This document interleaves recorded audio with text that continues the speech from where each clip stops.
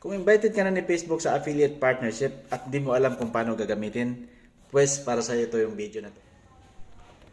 Pumunta lang tayo sa ating profile at mag-post either photo or text. Ang pinili ko text.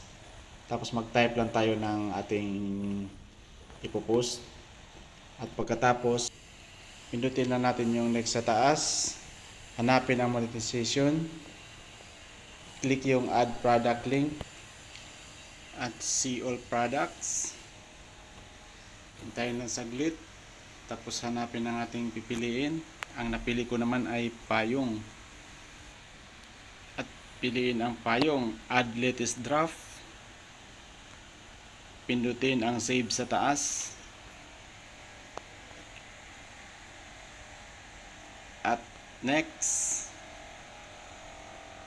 Tapos hintayin lang mag-loading hanggang sa ma-post. Pag na-post na,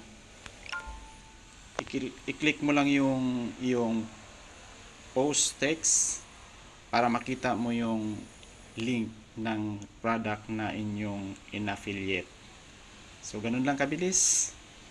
At pumunta na sa Shopee para umorder. Maraming salamat.